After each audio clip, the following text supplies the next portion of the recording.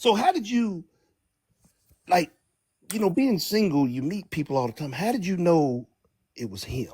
Like what made you be like, he's the one? Cause you nice looking lady. You done been in the army. I know them old muscle bound, old handsome dudes was trying to get at you. So you done seen them all. But then you was like him right there. I didn't know at first. And it's funny because um I said, we talked a lot. We met online, but we talked a lot. And again, after what I had been through, I wasn't sure I could trust myself, to be honest. Hey, I'm TJ, and this is Life Lessons. So, you heard the clip from the live when Stanley Earl asked me how I knew he was the one, and I talked about, certain things when I went out on the road with him and blah, blah, blah.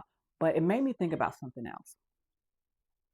My very first time going out on the road with him, like I said, was within 2 months of us dating.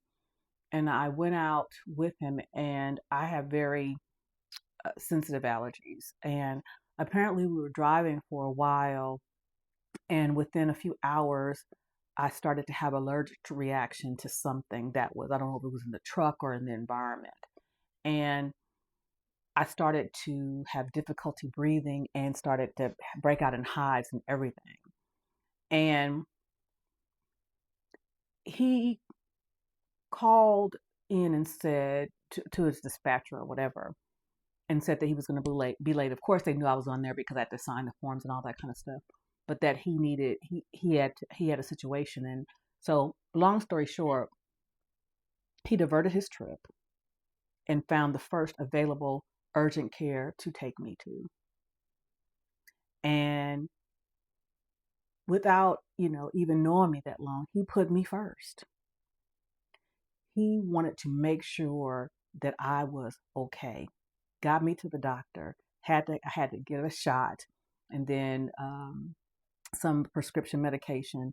But to see him take care of me and to see him worry over me, and we had just started dating. So it kind of goes with what Stanley Earl was saying. Don't pay attention to just what they say, pay attention to what they do. He never made me feel like I was an inconvenience because of what happened. He made me feel like I was a priority, like the Lord be damned. This woman is under my charge, under my protection. I'm going to do what I need to do to get her what she needs. And also, he never denied me anything. Not just on that trip, but I'm talking about even before we went out on that trip, information.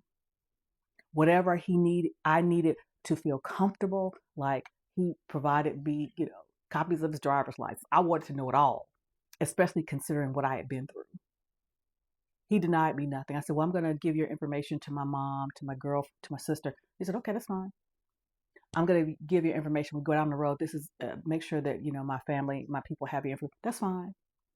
Whatever I needed to feel comfortable, to feel safe, he withheld nothing. And it still goes on to this day. Those are my thoughts. What are yours? Take that with you.